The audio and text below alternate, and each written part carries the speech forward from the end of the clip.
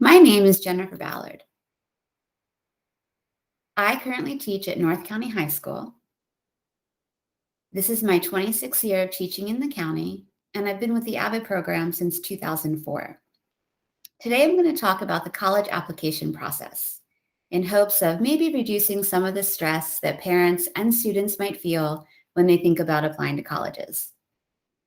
So the topics covered today are going to be finding a major or career of interest, finding colleges to match the majors and careers, the application requirements, and the application resources that are available.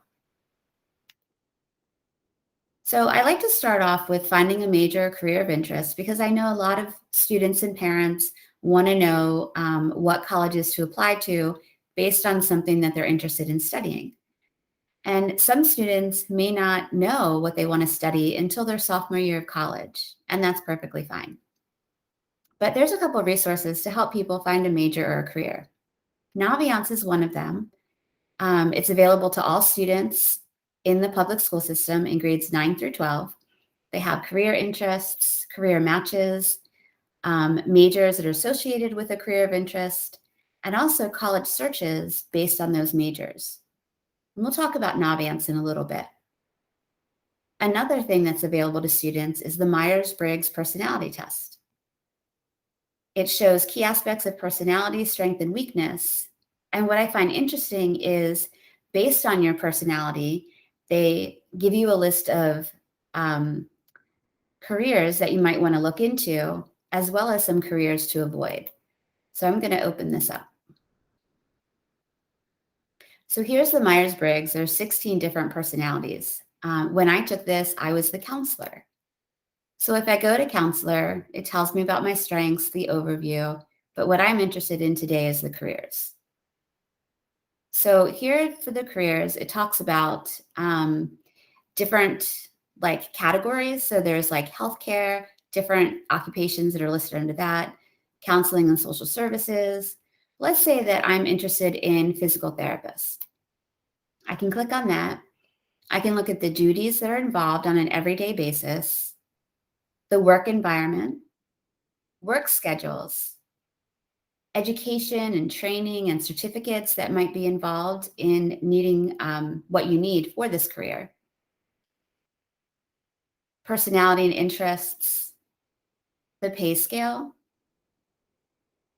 the job outlook, as well as job prospects. And then there's more information that you can find about this career. So this is really good. And as you saw before, there's a lot of information regarding different careers that students can look at.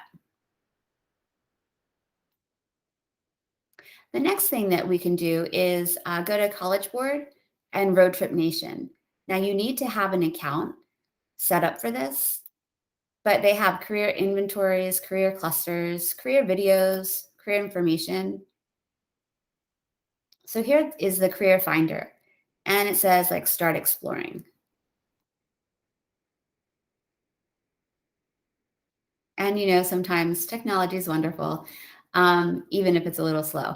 So I just played around with this a little bit. You can build your profile, save careers of interest, make a plan on what you need to do in high school and in college to make that career a reality.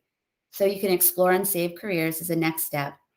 But I was just playing around, something that is not in my wheelhouse, but I find interesting: producers, directors, media programming directors, music directors, and composers. So there's information about this. There's different videos with people that live that life, as well as, the latest videos on it, student perspectives for students that are pursuing those careers in college.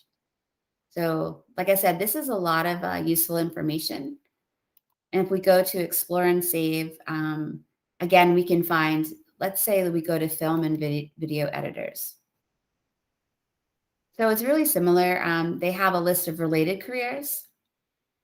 They have videos, how it matches your interests.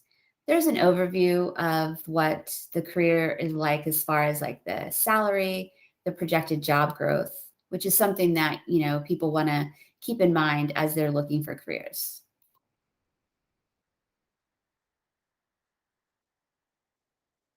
So again, if your child is still not sure about a major, that's okay because a lot of people don't even know what they want until they go to college and they start taking a variety of classes.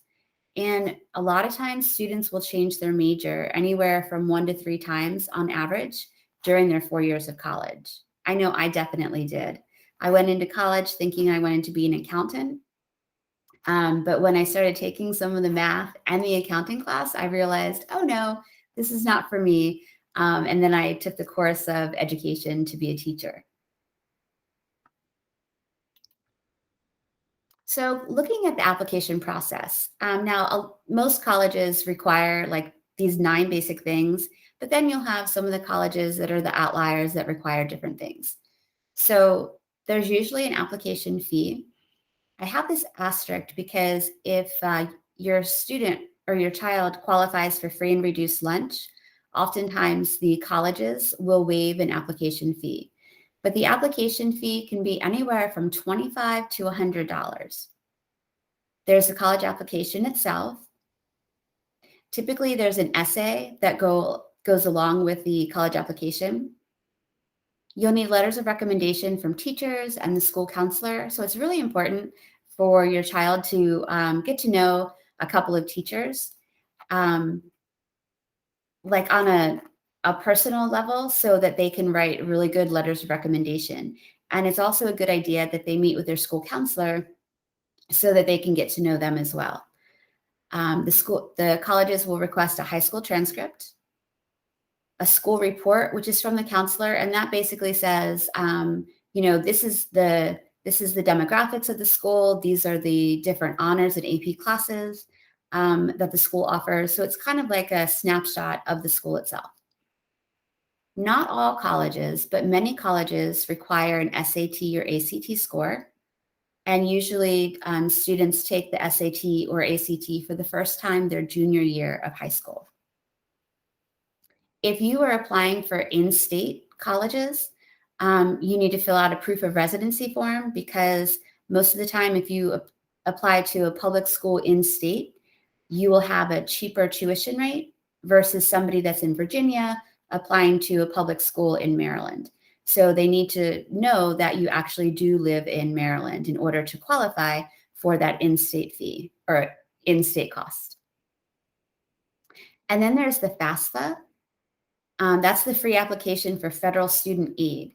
And even if you might not qualify or your child might not qualify for like any scholarship money or assistance from FAFSA, a lot of the schools still require it. And the FAFSA is something that opens in October every year. So if you have a student that's a junior, then just remember that next year, October 1st, check out the FAFSA form.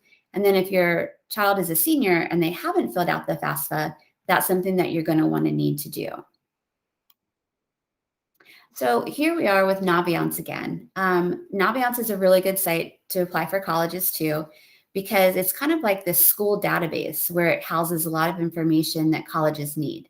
So students can look at colleges they're thinking about. They can apply to colleges from Naviance. The teachers and counselors, when they write their letters of recommendation for the students, they can upload them to Naviance. The transcripts from students are uploaded to Naviance. And basically then the counselor can just check all the boxes and send everything electronically to the schools if the schools accept things electronically. There are a few schools that require all of the information to be sent by mail. And then your child also can send the information through Common App. And I'll talk about that in just a minute. So going to Naviance. Now, this is just me as a demo, so I don't have access to everything that your child would have access to because it knows that I'm not a senior and I'm not really applying to colleges. But here is colleges I'm thinking about.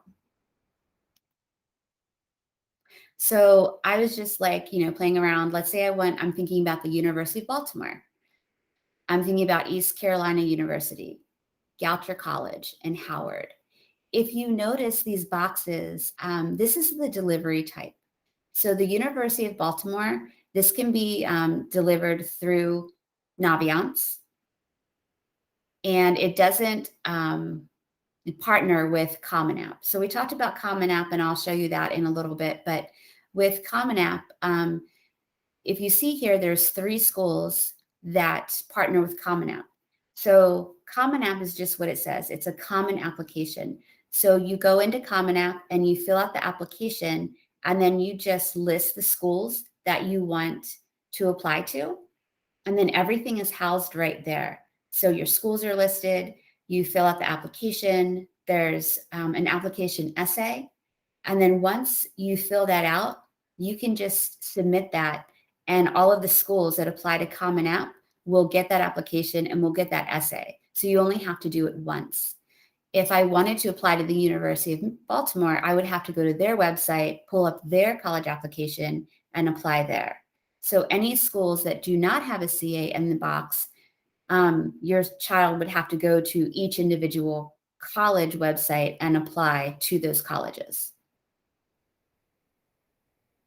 And then here it says like East Carolina for application deadlines.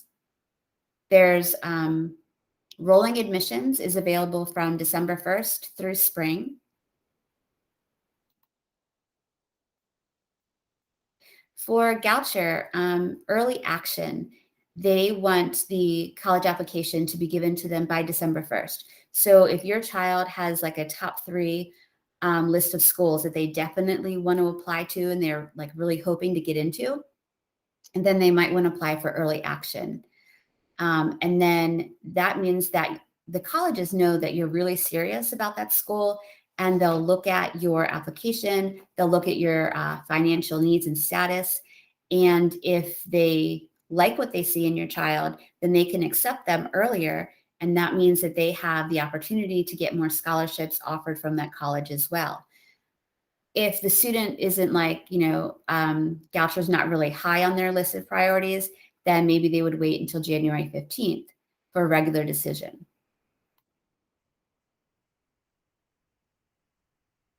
Something else over here, if we look at, there are like super matches. Now, if I click on this, it's not really going to show me anything.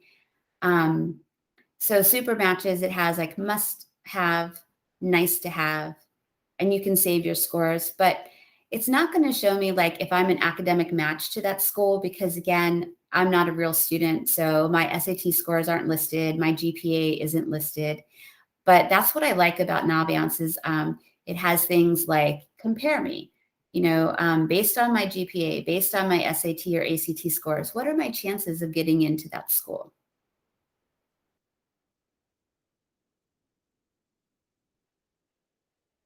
They also have, like I was just saying, this is College Compare.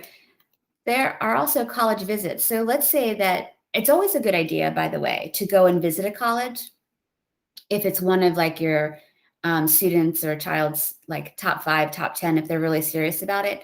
So on Naviance, you can do virtual visits. A lot of the high schools have college admissions people coming to the high schools, and on Naviance, they can register to attend those like guest speaking activities from the college admissions people when they talk to the students. And a lot of the high schools have college fairs. So always be on the lookout for that. If your high school doesn't have a college fair, the Anne Arundel Community College will have a college fair.